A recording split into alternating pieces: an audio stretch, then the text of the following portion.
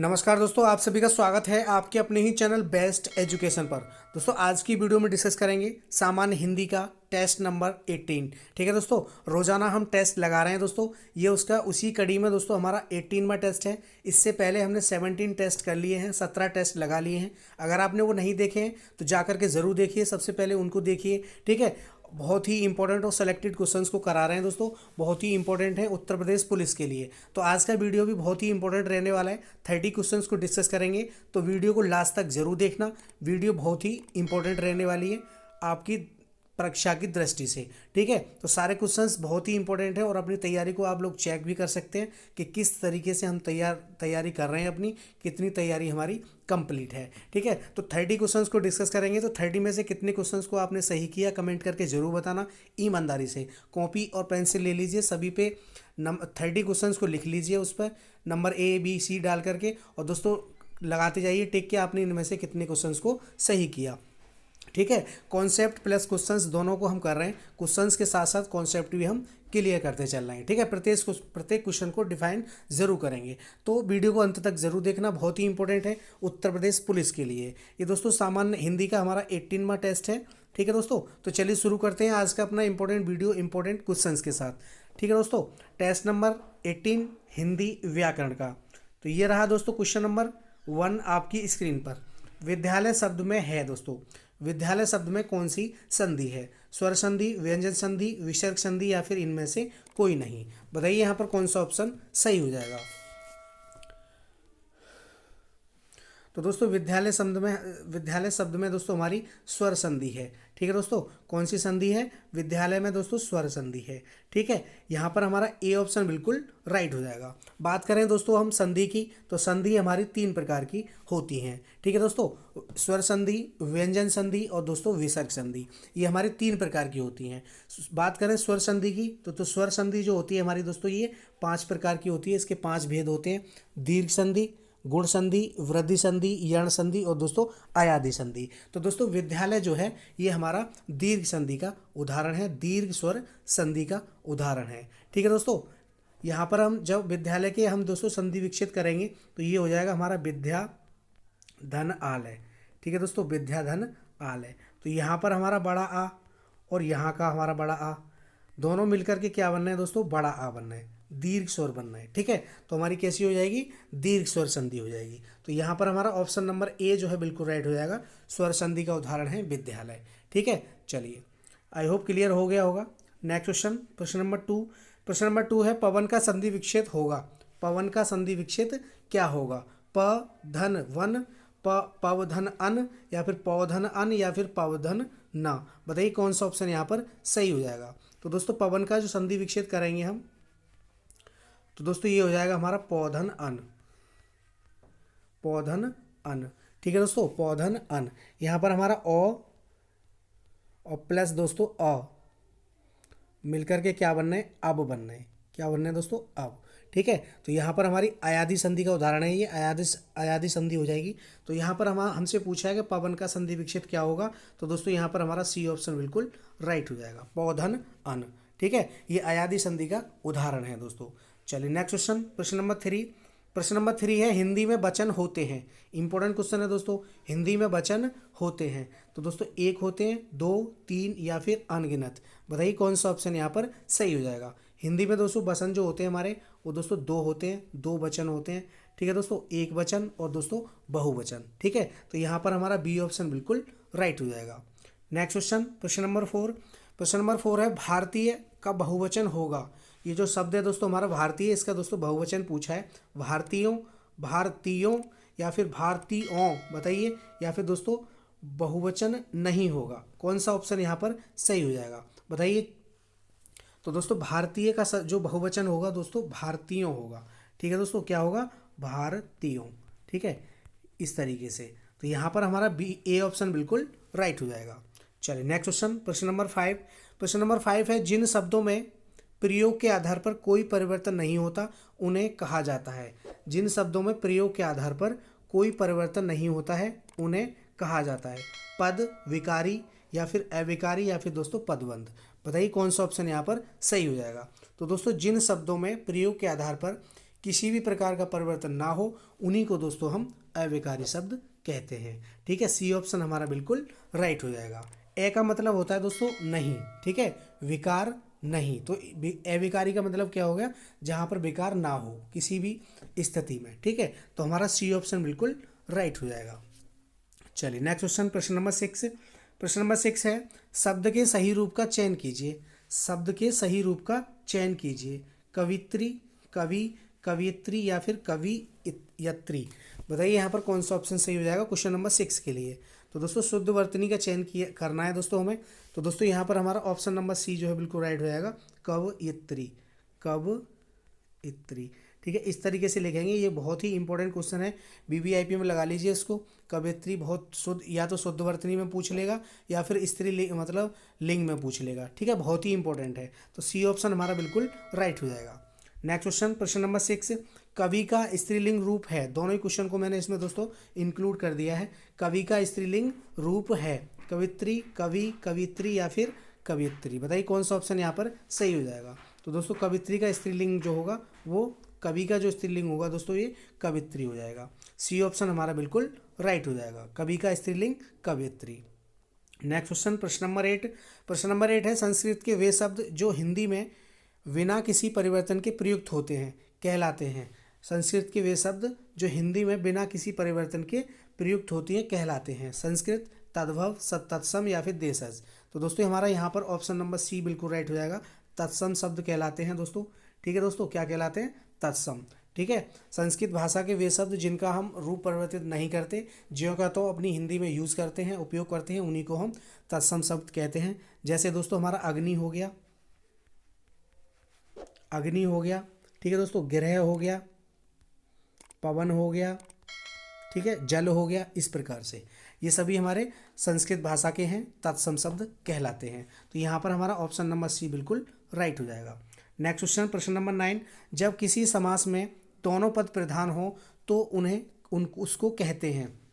जब किसी समास में दोनों पद प्रधान हों दोस्तों तो उसको क्या कहते हैं। द्वंद्व समास, द्विगु समास, बहुब्रीहि समास या फिर तत्पुरुष समास। बताइए कौन सा ऑप्शन यहाँ पर सही हो जाएगा। जब दोस्तों किसी समास के दोनों पद प्रधान हो तो वहाँ पर दोस्तों हमारा कौन सा समास हो जाता है, द्वंद्व समास हो जाता है। ठीक है दोस्तों, तो यहाँ पर हमारा ए ऑप्शन बिल्कुल राइट हो जाएगा। ठीक है दोस्तों, द्वंद्व समास में दोस्तों दोनों ही पद प्रधान होते हैं। द्विगु समास की बात करें हम तो दोस्तों द्विगु समास में हमारा पहला पद संख्यावाचक होता है। बहुब्रीहि समास की बात करें तो दोस्तों इसमें कोई भी पद प्रधान नहीं होता है, दोनों पद प्रधान अप्रधान होते हैं, लेकिन दोनों पद मिलकर के किसी तीसरे की ओर संकेत करते हैं। ठीक है, तत्पुरुष समास में हमारा उत्तर पद प्रधान होता है, ये भी आप याद रखिएगा। चलिए नेक्स्ट क्वेश्चन, प्रश्न नंबर 10। प्रश्न नंबर 10 है, शुद्ध शब्द है। शुद्ध शब्द पूछा है दोस्तों हमसे, किस तरीके से हम शुद्ध शब्द ढूंढेंगे दोस्तों। भ्रष्ट, भ्रष्ट, भ्रष्ट या फिर इनमें से कोई नहीं।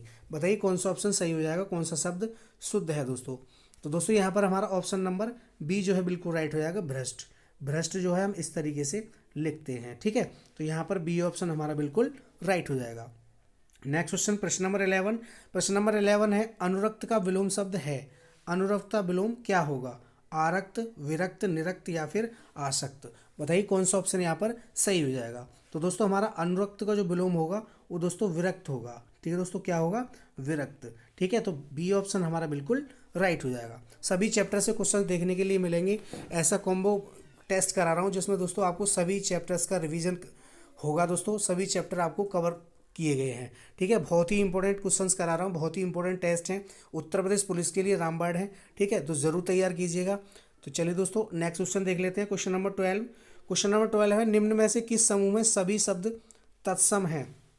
सभी जितने भी शब्द दिए गए हैं सभी तत्सम हैं। शर्करा, पवन, ज्येष्ठ, अग्नि, काष्ठ, धृत, घोड़ा, कारीगर, ओष्ठ, किताब, नानी, चाकू या फिर दोस्तों निष्ठुर, चम्मच, हाथी या फिर कार्य। बताइए किसमें दोस्तों सभी के सभी तत्सम शब्द हैं। तो दोस्तों यहाँ पर हमारा ए ऑप्शन बिल्कुल राइट हो जाएगा। शर्करा, पवन, ज्येष्ठ और दोस्तों अग्नि, ये सभी तत्सम शब्द के उदाहरण हैं दोस्तों।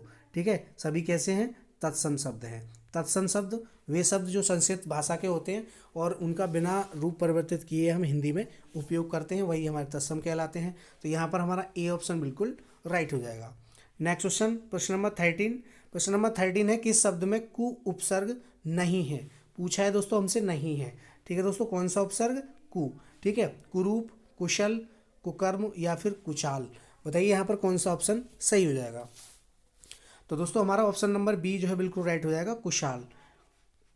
कुशल, कुशाल नहीं है दोस्तों, कुशल है। कुशल में दोस्तों हमारा कोई उपसर्ग नहीं है। कुरूप में हमारा उपसर्ग कु लगा हुआ है। कुक्रम में, कर्म में दोस्तों कु लगा हुआ है। और चाल में भी हमारा यहाँ पर कु उपसर्ग लगा हुआ है। लेकिन कुशल में कोई भी उपसर्ग नहीं है। कुशल जो है एक पूर्ण शब्द है। ठीक है, तो हमारा बी ऑप्शन बिल्कुल राइट हो जाएगा। उपसर्ग वे शब्दांश होते हैं जो शब्द के आगे जुड़ते हैं। प्रत्यय वे शब्दांश होते हैं जो शब्द के पीछे जुड़ते हैं। ठीक है, ये भी आप याद रखिएगा। तो यहाँ पर हमारा बी ऑप्शन बिल्कुल राइट हो जाएगा। नेक्स्ट क्वेश्चन प्रश्न नंबर 14। प्रश्न नंबर 14 है इन प्रत्यय का प्रयोग किस शब्द में हुआ है। इन प्रत्यय का प्रयोग जो है दोस्तों किस शब्द में हुआ है। पुजारिन, कठिन, चिन्ह या फिर मीन। बताइए कौन सा ऑप्शन यहाँ पर सही हो जाएगा। तो दोस्तों हमारा इन प्रत्यय का जो प्रयोग हुआ है वो दोस्तों पुजारिन में हुआ है। ठीक है दोस्तों, ए ऑप्शन हमारा बिल्कुल राइट हो जाएगा। ठीक है दोस्तों, पुजारिन। तो दोस्तों पुजारी में इन प्रत्यय लगाने से क्या बन जाता है? पुजारिन बन जाता है। ठीक है दोस्तों, पुजारी में दोस्तों इन प्रत्यय जब लगा देंगे हम तो क्या हो जाएगा? पुजारिन। ठीक है, इंपॉर्टेंट है, याद रखिएगा। ए ऑप्शन हमारा बिल्कुल राइट हो जाएगा। नेक्स्ट क्वेश्चन प्रश्न नंबर 15। जिसमें पहला पद संख्यावाचक हो और जो किसी समूह विशेष का बोध कराए दोस्तों उसे कहते हैं। जिसमें पहला पद संख्यावाचक हो और दोस्तों जो किसी समूह का बोध कराए उसे कहते हैं कर्मधारय समास, द्वंद्व समास, अव्ययभाव समास या फिर द्विगु समास। बताइए कौन सा ऑप्शन यहाँ पर सही हो जाएगा। अभी मैंने आपको बताया दोस्तों जिस समास का पहला पद जो होता है संख्यावाचक होता है उसी को हम दोस्तों द्विगु समास कहते हैं। तो यहाँ पर हमारा डी ऑप्शन बिल्कुल राइट हो जाएगा। ठीक है, क्वेश्चन नंबर 15 के डी ऑप्शन बिल्कुल राइट हो जाएगा। जैसे दोस्तों आपका त्रिलोक हो गया, चौराहा हो गया, है ना दोस्तों, नवरात्र हो गया, इस तरीके से ये आपके सभी द्विगु समास के उदाहरण हैं। तो यहाँ पर हमारा डी ऑप्शन बिल्कुल राइट हो जाएगा। नेक्स्ट क्वेश्चन प्रश्न नंबर 16। प्रश्न नंबर 16 है द्वंद्व समास है। हमें बताना है दोस्तों द्वंद्व समास। दोस्तों समास की संख्या जो होती है 6 होती है। ठीक है, मैंने आपको बताया है लंबोदर, अंधकूप, नर नारी या फिर शरणागत। बताइए यहाँ पर कौन सा ऑप्शन सही हो जाएगा। द्वंद्व समास का उदाहरण पूछा है दोस्तों हमसे। ठीक है, तो दोस्तों द्वंद्व समास जो होता है हमारा उसमें दोस्तों उसकी पहचान है बीच में एक तो योजक चिन्ह मिलेगा आपको। ठीक है, आप दूर से ही पहचान लोगे। और दोस्तों एक दूसरे के अपोजिट होंगे, जैसे माता पिता, सुख दुख, नर नारी, पाप पुण्य, है ना, एक दूसरे के क्या होंगे? अपोजिट होंगे। और दोनों ही पद दोस्तों क्या होते हैं? प्रधान होते हैं। तो यहाँ पर हमारा ऑप्शन नंबर सी बिल्कुल राइट हो जाएगा, नर नारी। ठीक है, ऑप्शन सी बिल्कुल करेक्ट हो जाएगा। नर नारी जो है ये हमारा किसका है? द्वंद्व समास का उदाहरण है। लंबोदर हमारा बहुव्रीहि समास का उदाहरण है। चलिए दोस्तों नेक्स्ट क्वेश्चन प्रश्न नंबर 17। दोस्तों बहुत ही इंपॉर्टेंट क्वेश्चन है, वीडियो को लास्ट तक जरूर देखना। वीडियो कैसा लगा कमेंट करके जरूर बताना। आपने 30 में से कितने क्वेश्चंस को सही किया कमेंट जरूर करना। ठीक है, बहुत ही इंपॉर्टेंट है कमेंट करना। और दोस्तों वीडियो को लाइक कर दीजिए, अभी तक आपने लाइक नहीं किया है, वीडियो को लाइक करिए। ठीक है, बहुत मेहनत लग रही है, आप लोगों के लिए ही कर रहा हूँ मैं ये सब। क्वेश्चन नंबर 17 है नगर में रहने वाला जो को कहा जाता है। ये जो नहीं है, को कहा जाता है। नगर में रहने वाला, इसके लिए दोस्तों हमें एक शब्द चुनना है, शहरी, नागर, नगरवधु या फिर नौकर। बताइए कौन सा ऑप्शन यहाँ पर सही हो जाएगा। नगर में रहने वाला, तो दोस्तों इसके लिए क्या कहेंगे हम? नागर कहेंगे। ठीक है दोस्तों, क्या कहेंगे? नागर। ठीक है, एक शब्द क्या हो जाएगा? नागर। तो यहाँ पर बी ऑप्शन हमारा बिल्कुल राइट हो जाएगा। चलिए नेक्स्ट क्वेश्चन। दोस्तों चैनल पे पहली बार है, चैनल को सब्सक्राइब कर लीजिए, साथ में बेल आइकन प्रेस कर लीजिए जिससे कि सभी वीडियोस का नोटिफिकेशन आपको सबसे पहले मिले। दोस्तों जीके की क्लास हमारी 11 बजे आती है, उसको ज़रूर देखिए। सामान्य ज्ञान की, उत्तर प्रदेश सामान्य ज्ञान से बहुत ही इंपॉर्टेंट टेस्ट और दोस्तों कॉन्सेप्ट वाली क्लास करा रहा हूँ, तो आप लोग ज़रूर जुड़िए। ठीक है, संविधान की क्लास करा रहा हूँ, बहुत ही इंपॉर्टेंट है। तो चैनल को सब्सक्राइब कर लीजिए, अगर आपने चैनल को सब्सक्राइब नहीं किया है तो साथ में बेल आइकन प्रेस कर लीजिए ऑन पे, जिससे कि सभी वीडियोस का नोटिफिकेशन आपको सबसे पहले मिले। हिंदी की क्लास हमारी 8:30 बजे आती है और दोस्तों कॉन्सेप्ट वाली क्लास जो आती है वो हमारी 7 बजे आती है। 7 बजे उसको रखने का कारण मेरा यही है कि आपका कोर्स कंप्लीट हो जाए। ठीक है, और आपका टेस्ट भी चलता रहे, क्योंकि एक दिन अगर हम टेस्ट लगाएंगे, एक दिन अगर कॉन्सेप्ट देंगे तो उसमें दोस्तों बहुत लंबा टाइम खिंच जाएगा। ठीक है, तो टेस्ट भी बहुत ही इंपॉर्टेंट है, रोज़ाना टेस्ट लगाना बहुत ज़रूरी है। तो 7 बजे जरूर जुड़िए हिंदी की कॉन्सेप्ट की क्लास से सभी लोग। ठीक है, क्वेश्चन नंबर 18 है जातिवाचक संज्ञा नहीं है, हमसे पूछा है दोस्तों नहीं है। शैशव, लोहा, लकड़ी या फिर पुस्तक, बताइए कौन सा ऑप्शन यहाँ पर सही हो जाएगा। नहीं पूछा है, तो दोस्तों यहाँ पर हमारा ए ऑप्शन बिल्कुल राइट हो जाएगा, शैशव। शैशव जो है इसमें जातिवाचक संज्ञा नहीं है।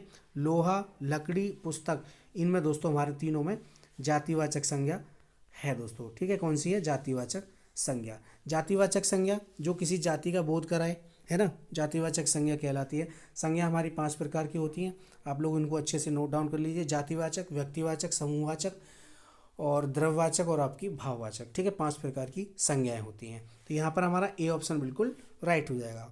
नेक्स्ट क्वेश्चन, प्रश्न नंबर 19। प्रश्न नंबर 19 है निम्न में से किस वाक्य में संप्रदान कारक है दोस्तों। संप्रदान कारक पूछा है। संप्रदान कारक, मेरा घर स्टेशन से दूर है। ऑप्शन बी, राम घर पर सो रहा है। ऑप्शन सी, राजा ने निर्धनों को कंबल दिए। या फिर ऑप्शन डी, निसार खेलता है। बताइए यहाँ पर कौन सा ऑप्शन सही हो जाएगा। संप्रदान कारक पूछा है दोस्तों हमसे क्वेश्चन नंबर 19 के लिए। तो यहाँ पर दोस्तों हमारा सी ऑप्शन बिल्कुल राइट हो जाएगा। सी ऑप्शन, राजा ने निर्धन को दो है दोस्तों, ये हमारे संप्रदान कारक की विभक्ति होती है, संप्रदान कारक का चिन्ह होता है। ठीक है, को, तो राजा ने निर्धन को कंबल दिए, तो हमारा सी ऑप्शन बिल्कुल राइट हो जाएगा। सी ऑप्शन में हमारा संप्रदान कारक है। ठीक है दोस्तों, चलिए कारक हमारे दोस्तों 8 होते हैं। चलिए नेक्स्ट क्वेश्चन देख लेते हैं, क्वेश्चन नंबर 20। क्वेश्चन नंबर 20 है वह स्वतः ही जान जाएगा। मैं दोस्तों वह जो है ये सर्वनाम है, किस प्रकार का सर्वनाम है। पुरुषवाचक सर्वनाम, निजवाचक, संबंधवाचक, अनिश्चयवाचक। बताइए कौन सा ऑप्शन यहाँ पर सही हो जाएगा। वह जो है ये किस प्रकार का सर्वनाम है। वह स्वतः ही जान जाएगा, तो दोस्तों यहाँ पर हमारा ऑप्शन नंबर बी बिल्कुल राइट हो जाएगा, निजवाचक सर्वनाम। ठीक है, बी ऑप्शन बिल्कुल करेक्ट हो जाएगा। वह जो है निजवाचक सर्वनाम है। निजवाचक सर्वनाम कौन से होते हैं, वे सर्वनाम शब्द जिनका प्रयोग कर्ता स्वयं के लिए करता है। ठीक है, उन्हीं को हम निजवाचक सर्वनाम कहते हैं। सर्वनाम हमारे 6 प्रकार के होते हैं। ठीक है, ये भी आप याद रखिएगा। तो यहाँ पर हमारा बी ऑप्शन बिल्कुल राइट हो जाएगा। नेक्स्ट क्वेश्चन, प्रश्न नंबर 21। प्रश्न नंबर 21 है दिन 4 दिन में किस प्रकार का विशेषण है। 4 दिन में किस प्रकार का विशेषण है। परिमाणवाचक, निश्चय, निश्चित संख्यावाचक, गुणवाचक या फिर अनिश्चय संख्यावाचक। बताइए कौन सा ऑप्शन यहाँ पर सही हो जाएगा। 4 दिन में किस प्रकार का विशेषण है। क्वेश्चन नंबर 21, तो दोस्तों यहाँ पर हमारा ऑप्शन नंबर बी बिल्कुल राइट हो जाएगा, निश्चित संख्यावाचक। यहाँ पर दोस्तों संख्या जो है निश्चित है, अनिश्चित नहीं है। ठीक है, कितने हैं, 4 दिन, दिनों की संख्या कितनी है, 4 दिन। निश्चित संख्यावाचक विशेषण हो जाएगा यहाँ पर। ठीक है, निश्चित संख्यावाचक विशेषण जिन शब्दों से निश्चितता का बोध हो वही हमारे निश्चित संख्यावाचक विशेषण कहलाते हैं। तो यहाँ पर हमारा बी ऑप्शन बिल्कुल राइट हो जाएगा। ठीक है दोस्तों, चलिए नेक्स्ट क्वेश्चन, प्रश्न नंबर 22। प्रश्न नंबर 22 है निम्नलिखित में से कौन सर्वनाम का भेद नहीं है। सर्वनाम का भेद नहीं है। बात करें सर्वनाम के भेदों की, तो दोस्तों सर्वनाम के जो भेद होते हैं वो दोस्तों हमारे 6 होते हैं। ठीक है, 6 होते हैं। कौन कौन से, पुरुषवाचक सर्वनाम, निजवाचक सर्वनाम, अनिश्चयवाचक सर्वनाम, संबंधवाचक सर्वनाम, प्रश्नवाचक और दोस्तों निजवाचक। ठीक है, निश्चयवाचक। तो आप लोग इनको अच्छे से याद कर लीजिए, एक बार इनको नोट डाउन कर लीजिए। पुरुषवाचक, निश्चयवाचक, अनिश्चयवाचक, संबंधवाचक, प्रश्नवाचक और दोस्तों निजवाचक, ये हमारे 6 प्रकार के सर्वनाम होते हैं। हमसे पूछा है गुण, भेद पूछा है हमसे, निजवाचक, प्रश्नवाचक, गुणवाचक या फिर पुरुषवाचक। तो यहाँ पर हमारा ऑप्शन सी बिल्कुल राइट हो जाएगा, गुणवाचक कोई भी सर्वनाम नहीं होता है। ठीक है, तो सर्वनाम का भेद नहीं है, तो यही हो जाएगा, ऑप्शन नंबर सी बिल्कुल करेक्ट हो जाएगा। निजवाचक, प्रश्नवाचक और पुरुषवाचक ये हमारे सर्वनाम होते हैं दोस्तों। ठीक है, चलिए नेक्स्ट क्वेश्चन, प्रश्न नंबर 23। प्रश्न नंबर 23 है शुद्ध वाक्य का चयन कीजिए।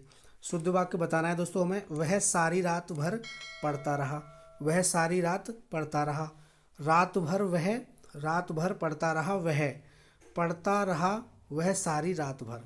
बताइए कौन सा ऑप्शन, कौन सा वाक्य सही हो जाएगा। वह सारी रात भर पढ़ता रहा। ऑप्शन बी है वह सारी रात पढ़ता रहा। ऑप्शन सी, रात भर पढ़ता रहा वह। और ऑप्शन डी है पढ़ता रहा वह सारी रात भर। बताइए कौन सा ऑप्शन यहाँ पर सही हो जाएगा। तो दोस्तों यहाँ पर हमारा ऑप्शन नंबर बी बिल्कुल राइट हो जाता है, वह सारी रात पढ़ता रहा। ऑप्शन बी बिल्कुल करेक्ट हो जाएगा। चलिए दोस्तों नेक्स्ट क्वेश्चन, प्रश्न नंबर 24। प्रश्न नंबर 24 है काला अक्षर खाली जगह बराबर। खाली जगह में दोस्तों क्या आएगा, रिक्त स्थान की पूर्ति करनी है, उल्लू, गाय, भैंस या फिर कोयला। तो दोस्तों काला अक्षर भैंस बराबर, ठीक है दोस्तों, काला अक्षर भैंस बराबर, इसमें दोस्तों भैंस शब्द आएगा। तो यहाँ पर हमारा सी ऑप्शन बिल्कुल राइट हो जाएगा। चलिए दोस्तों नेक्स्ट क्वेश्चन, प्रश्न नंबर 25। आसमान फट जाना मुहावरे का दोस्तों सही अर्थ है। आसमान फट जाना दोस्तों ये मुहावरा है, इसका हमें सही अर्थ बताना है। असंभव काम होना, बहुत शोर करना, चुगली करना या फिर अचानक आफत आ पड़ना। बताइए कौन सा ऑप्शन यहाँ पर सही हो जाएगा। Question number 25। तो दोस्तों हमारा ऑप्शन नंबर डी बिल्कुल राइट हो जाएगा, अचानक आफत आ पड़ना। ठीक है दोस्तों, अचानक आफत आ पड़ना, आसमान फट जाना एकदम से अचानक। तो यहाँ पर हमारा डी ऑप्शन बिल्कुल राइट हो जाएगा। चलिए नेक्स्ट क्वेश्चन, प्रश्न नंबर 26। प्रश्न नंबर 26 है ईश्वर का कोई आकार नहीं होता है। इंपॉर्टेंट क्वेश्चन है दोस्तों, ईश्वर का कोई आकार नहीं होता है। इसके लिए हमें एक शब्द चुनना है, ठीक है, सरोकार, निराकार या फिर साकार। बताइए कौन सा ऑप्शन यहाँ पर सही हो जाएगा। दोस्तों प्रत्येक चैप्टर से मैंने क्वेश्चन उठाया है, प्रत्येक चैप्टर से आपकी तैयारी बेहतर हो यही मेरा उद्देश्य है, आपको वर्दी मिले यही मेरा उद्देश्य है। ठीक है, बहुत ही इंपॉर्टेंट है सारे वीडियोस। इससे पहले के जो वीडियो हैं उनको भी जाके देखिए, सभी टेस्ट को लगाइए, रोज़ाना 2-2 बार 3-3 बार टेस्ट लगाइए, जिससे कि आपकी तैयारी एकदम उच्च लेवल की हो जाए, जिससे कि आप 37 में से 37 क्वेश्चंस को सही करके आएँ। ठीक है दोस्तों, बहुत ही इंपॉर्टेंट है सारे टेस्ट, सारे क्वेश्चंस, तो ज़रूर लगाइए। रोज़ाना 8:30 बजे क्लास से ज़रूर जुड़िए। ठीक है दोस्तों, तो दोस्तों बताइए यहाँ पर कौन सा ऑप्शन सही हो जाएगा। तो दोस्तों ऑप्शन नंबर हमारा बी जो है बिल्कुल राइट हो जाएगा। ईश्वर का कोई आकार नहीं होता, उसको दोस्तों हम निराकार कहते हैं। जी ठीक है दोस्तों, कोई आकार नहीं होता, बी ऑप्शन हमारा बिल्कुल राइट हो जाएगा। चलिए नेक्स्ट क्वेश्चन, क्वेश्चन नंबर 27। विद्वान शब्द का स्त्रीलिंग क्या होगा। विद्वान शब्द का स्त्रीलिंग क्या होगा।